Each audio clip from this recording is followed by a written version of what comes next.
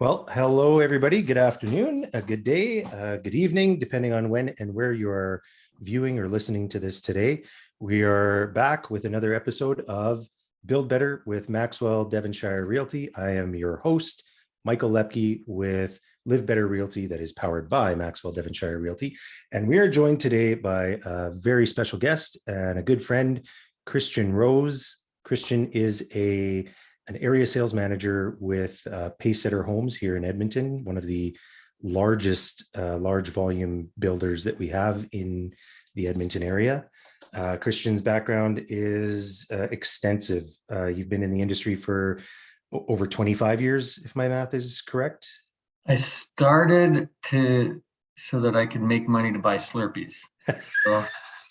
So yeah, well over 25 years that you've been kicking around doing a variety of things. You've worked in the construction side of things. You've obviously spent the majority of that time on the sales side of things as well, working for a variety of builders, but most recently and most prominently right now with Pacesetter. So you're married, family, children, pets, and just all around a good guy. So thank you for joining us today, Christian. Thank you. And was there anything that I missed? Did you want to add anything to? No. Okay. I didn't write it myself. So. Okay. And I don't know, Alex, you're still on our screen right now. Is that, do you want to stay visible? I'm not for the recording, so don't worry. Okay. All right. Okay. So last episode, we started to dive into the actual show home. We've covered off in a variety of episodes now. We've talked about the financing side of things. We've talked about the buyer's perspective from a very experienced buyer in Edmonton here. We've touched on the show home. We've talked about developers versus builders and communities, and picking a community and picking a floor plan. So what I wanted to do today was dive kind of right into the show home with you, Christian.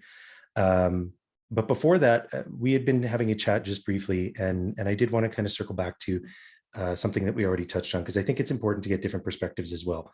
And one of the questions I asked Chris, who joined us last time around, was sort of an intro, like, where do I start? What do I do? Do I start with the community? Do I start with the builder? Do I start with a floor plan? Where should I start? And you had a really fantastic response to that question, and I wanted to give you an opportunity to speak to that. So I'm thinking about building a home. Where do I start? Yeah, that's where the stress begins, right? And the overwhelm. You need, in my opinion, you take a step back and you start with where you are. So your current situation. So what is it about your current situation that you want out of, that you want to enhance, or that you want to keep? And then based on all those answers, then you can take all that information, all those notes, and be like, okay, well, the main thing I want to get away from is this tiny little house. I don't care about where I am. Well, then you're looking at floor plan or builders or whatever, or it's really just focusing on the situation. Maybe it's just unhealthy where you are and you just need a change. So it's kind of I don't really know where I'm going until I know where I'm coming from. Exactly. And once I know where I'm coming from and I can establish some of those things, the things that I love about where I'm at and the discomfort that I'm feeling with where I'm at, that'll help me to map out where I want to go community wise, builder wise, floor plan wise. Well, because you'll get there through all your conversations with the area sales managers and realtors and lenders. You'll get there, but then all of a sudden you'll get there maybe a month down the road, and you'll realize that you've been looking at something that doesn't actually even fit with what you want. So you may as well start with getting those first. I love it. And I wanted to touch on this because I thought that answer was so great, and it's something it's how I begin most of my process with any of my clients is through what I call the discovery meeting, where we try and figure out where are they coming from. Let's figure that out first, and then build out the map in a customized, personalized way. So thank you so much for that. So we're gonna jump ahead now. So we've kind of established that we've got our financing. We've got a good sense of the different builders and the different communities out there and developers. We come into your show home today, and I guess what are some things that I should be aware of walking into a show home? What are some of the questions I should be asking when I come in to see if it's a good fit or not? Mhm. That's loaded. That's going to differ per person too. Fair enough. Yeah. Really, more so, you're going to be looking for an ASM, an area sales manager, people that are in the show home, Okay. and a builder that you can trust. I think that's more important than finding out the quality or finding out what they do, because you're likely going to have a pretty decent relationship with this person for a while. Right. And with this builder. So I would say, yeah, obviously you want to go through the show home and check out quality and features and things like that. But maybe focus more on how you can figure out if you can trust this person. So ask for a tour of that show home. And that tour is likely going to be geared more towards your desires, what like that list that you've made that you've come in with. They'll focus on the factors in the show home that are geared towards that. Also ask for a tour of a home under construction, because that will show trust, that will show accountability, transparency, knowledge, and then that tour will be geared more towards features, processes, things like that. And then also get specifications, detailed specifications, which are what the builder is saying they're going to build this house with and how. And then once you have all that information, you can take those specifications, go to the builders that you've shortlisted and say to them, can you compare these? And hopefully that builder is going to tell you, yeah, this is what we do that they don't do, but also this is what they do that we don't do. Gotcha. And then you'll get a lot of homework done in just those 3 meetings. And you'll find out who you can trust, who you like. So I should ask for a tour. So I'm asking to have you or someone like you specifically walk me through the show home, give me a tour of it, and explain to me what that's all about, ideally in a way that relates to my own needs and wants that I've already come in with. Yeah, because odds are that show home is one of the houses they can do and one of the styles that they build it in. Right. So you're probably not going to walk through it, and if you're walking through show homes hoping to find the perfect layout, it's likely not going to happen. So you want to know that they can build that for you or have that built for you, and that they're going to gear what they have towards what you want. Right. And so if you just tour the show homes, you're going to walk out and you might not even know anything about that builder, unfortunately. Might have been the perfect builder for you. Right, but you walked through and you missed out on even finding out. Exactly. So if I'm walking through the show home, I'm getting a tour from you, and then we go through a house under construction. I would imagine ideal stage, like at sort of the rough-in mechanical stage would be the ideal point. Yeah, before there's drywall on the wall. Before there's drywall on the wall.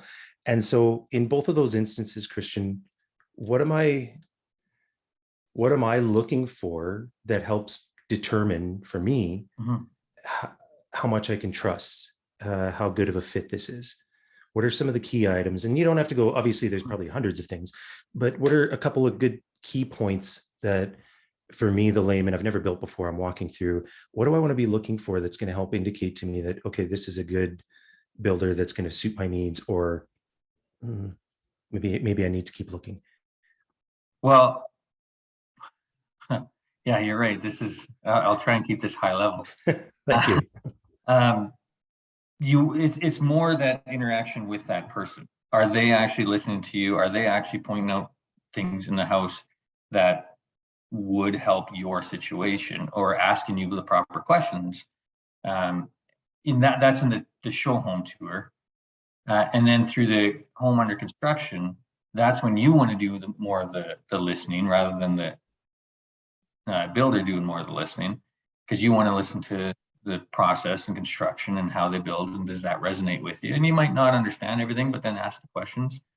And I guess it also helps to demonstrate how well you know the process of the builder that you're representing, and the things that you do to help them, right? Well, that's just it. You want to, if you're getting a house from somebody, you want to know that they understand what they're selling and what they're building. Right. But you also want them to be okay with saying, you know what, based on your situation, we're not the best fit for you. Right. So hopefully they also know their competitors, so Gotcha. they can help compare. Awesome. Thank you for that. Okay, so we go through the show home. I'm getting a sense because you're asking, you're being intentional about my needs. You're not just feature dumping on me, but you're talking to me about how it relates to me. We go through a house under construction. I get a better understanding of that process and what that looks like. So I land on my builder. I land on the home that I want. We pick a plan, right? So, and I know that this is going to change, and you're going to have to speak to that. I like this plan, but I kind of want to, can I tweak this? Can I change that? Can I make it into a 4-bedroom instead of a 3-bedroom? Can I enclose in a home office space on the main floor? Because now I work from home a lot. Can I make changes? Mm-hmm. Can I customize this plan? That answer is going to be different per builder. Because some builders will just say, no, we're not doing any changes.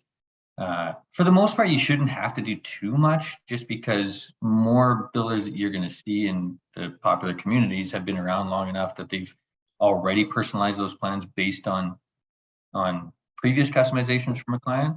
But yeah, there's usually going to be some sort of tweak you want to make. And then that is a conversation to have with each builder, because you'll likely run into 3 scenarios. Either no, we can't do a single change, is what it is, or yeah, we can change a door swing or things like that, or yeah, sure, we can move a wall. And there will be, typically, if you're adding something, expect to pay for it. If you're taking something away, you'll get a credit. It won't be a giant credit because it's already been priced in at a lower margin, but it'll be a credit. So if you're taking something away, expect a credit. If you're adding something, expect a charge. And you may or may not, depending on the level of customization, you may or may not get an additional custom fee, because now they have to re-engineer everything. Right. So ideally, you want to stay as close to the standard plan as possible, but ask for the changes that you want. Okay. And probably a conversation worthwhile having early on to know kind of what to expect. You don't want to get too far down the road and then find out. Yeah, and that's going to be different too per person. Like, unfortunately, no 2 people are the same. It'd be Right. nice, because then we'd have a plan. But Yeah. So yeah, if you can come in with something even sketched in that you've sketched in, well, geez, you've just done half my job. Right. But odds are you're not even going to know what you want to change until you actually visit a couple houses and see the things and yeah, the idea. Okay. So we've got that. I've got my plan now. I've got an idea of how it's going to work. Maybe a couple little tweaks depending on who the builder is. One thing I will say, because I just caught a note there, you are speaking mostly through the lens of where you work and who you represent right now.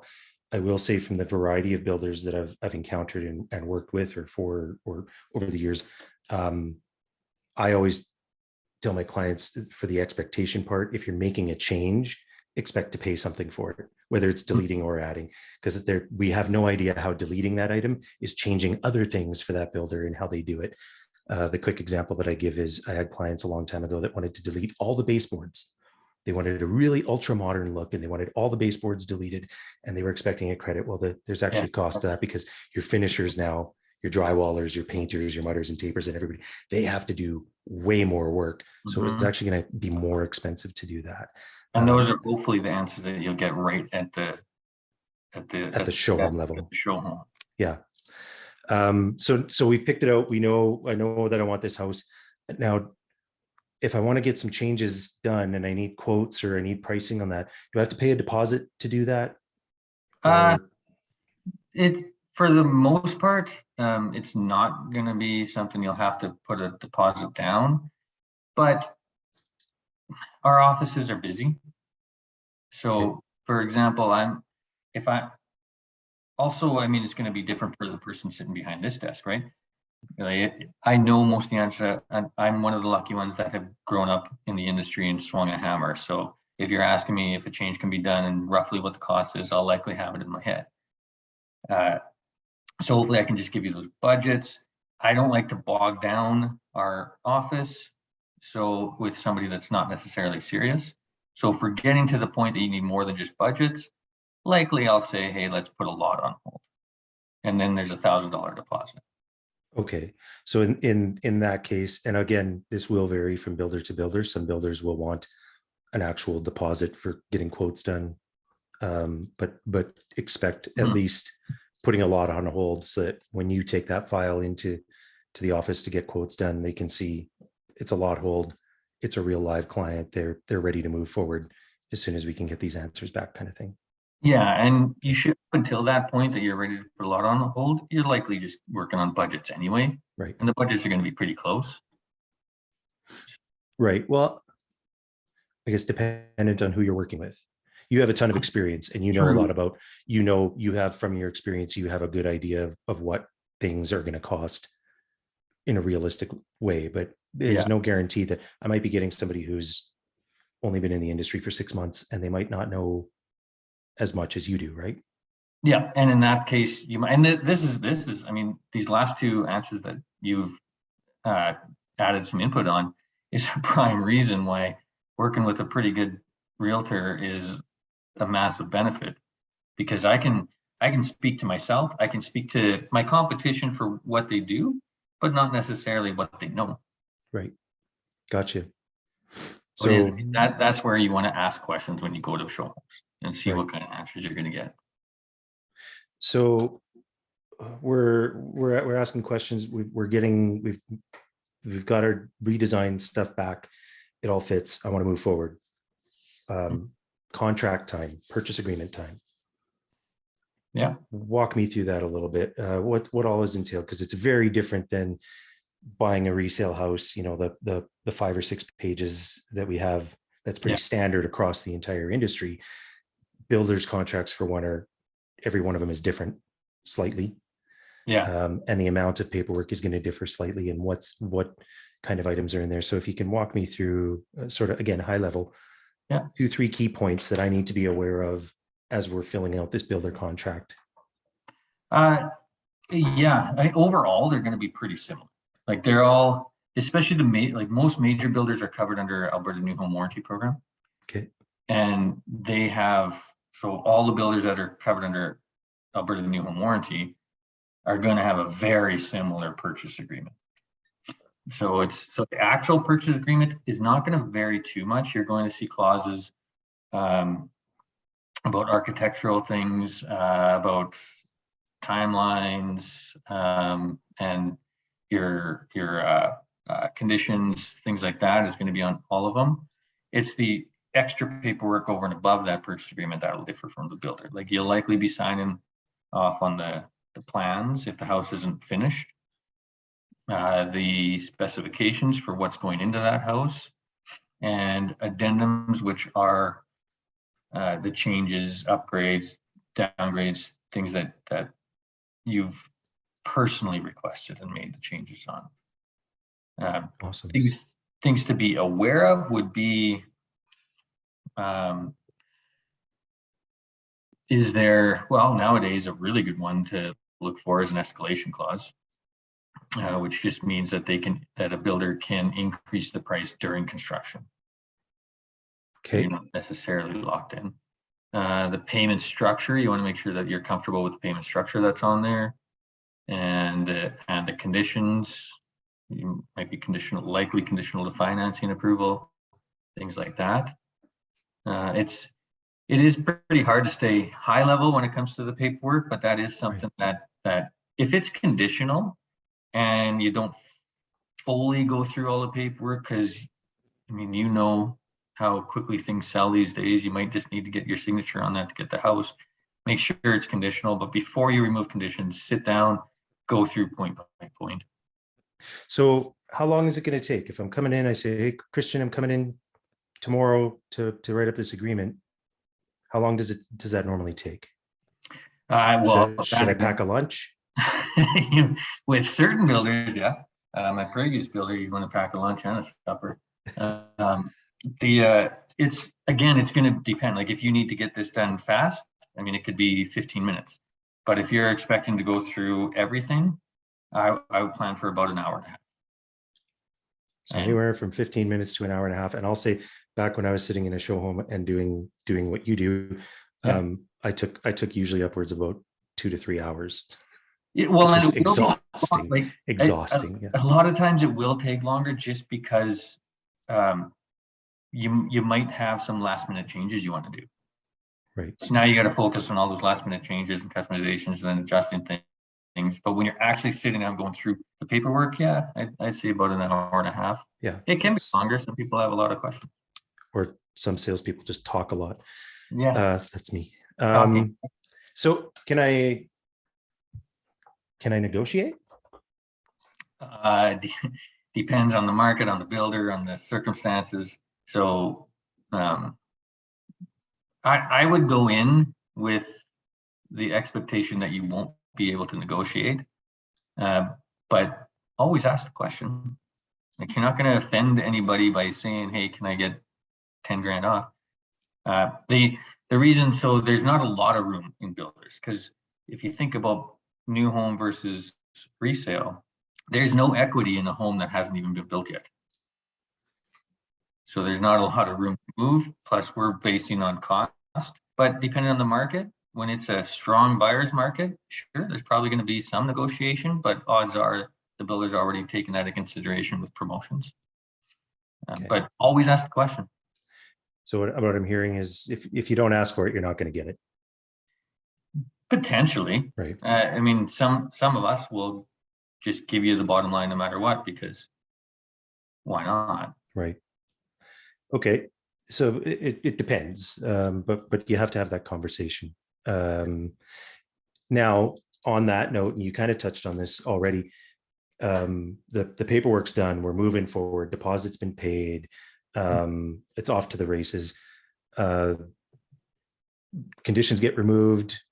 I'm going to see a hole in the ground like a week from now. You guys just get the equipment out there and start digging right away. Yeah, get the spoon.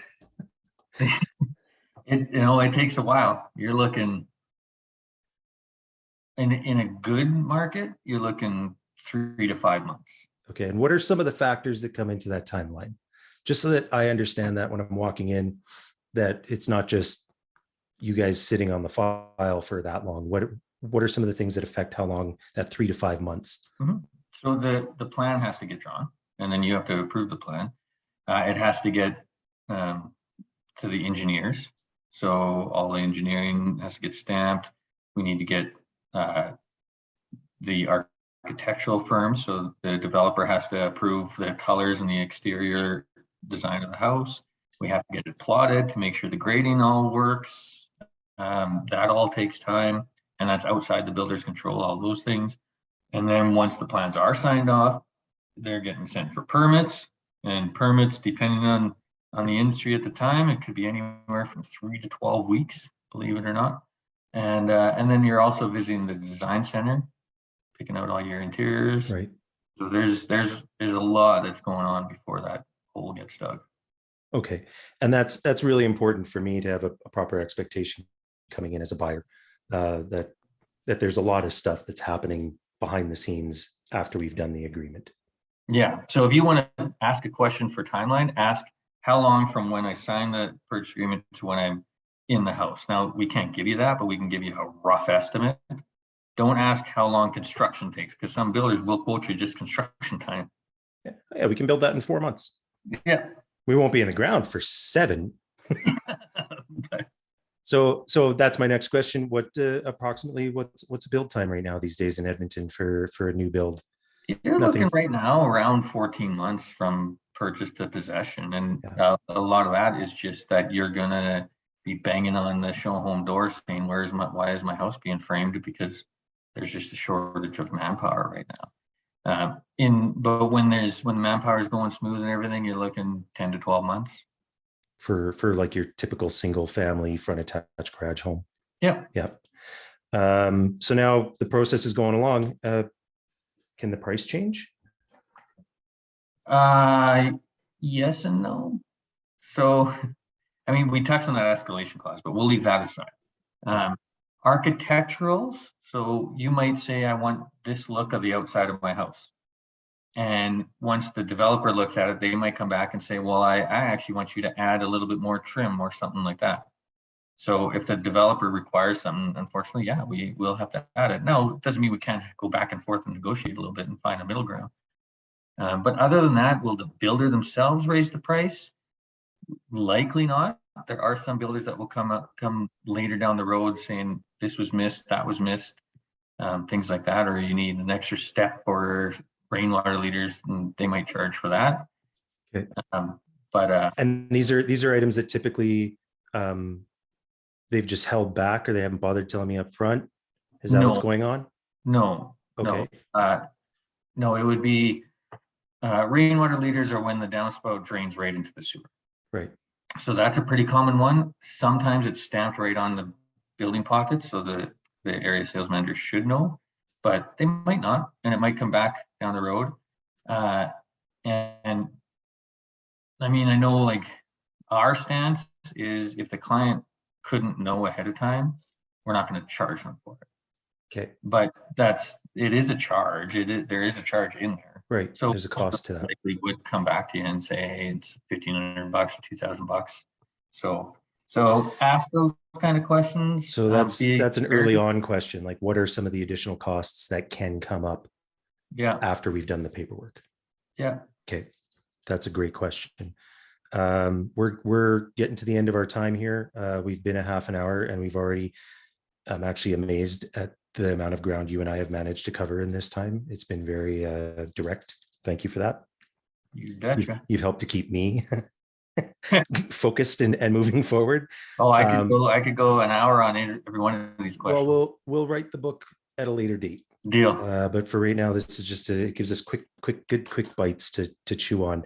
I do have one last question that I want to ask. I'm now building my home. I'm in the process. The house it's being framed. Things are going up. I'm excited. My new Pacesetter home is being built. I want to see it. I want to show it off to all my friends and family. Can I just get a key so that I can just pop over anytime? How does that work? Well, there's safety liability, and we specifically, us area sales managers can get fined if we just hand you a key and you go. So we're likely not going to do that. But Okay. if you book it in advance, because we have to make sure that the place is safe to visit, we have to make sure there's no trades in the way, and that schedule's all aligned. So book it in advance, and I mean, you can call the day of, and if we can accommodate, we'll accommodate. But the more advanced notice you can give us, yeah, we're happy to walk through you and walk through with you. As long as you have somebody from the builder with you, then we likely won't keep you at your house. Is there a restriction on the number of people I can bring, or the age of the people that I can bring, or? So, I mean, that question is like generally age, yes. Nobody under 16. That's just safety rules. It's not builder rule. Right. And I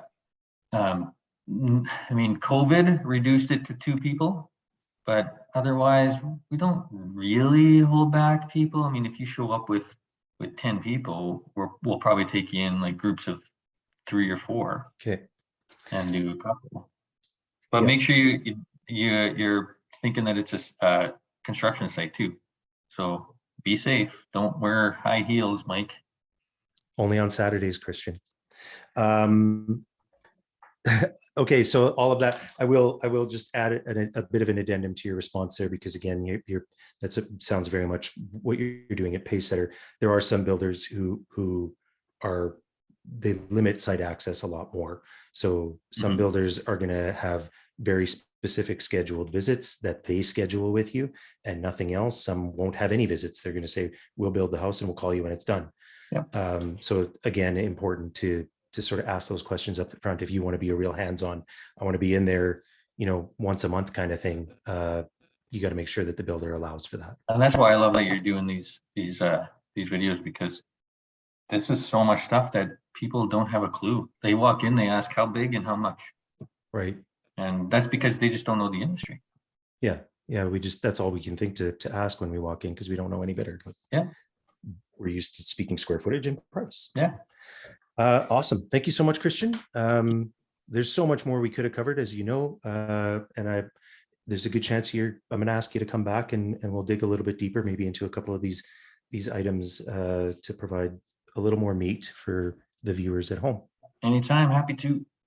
Yeah, thank you so much for joining, Christian. This has been Build Better with MaxWell Devonshire Realty. I am again your host, the one and only Michael Leoppky with Live Better Realty. This was Christian Rose from Pacesetter Homes.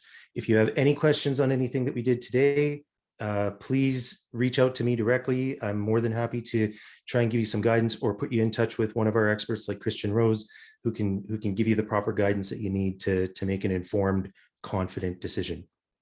Thank you so much.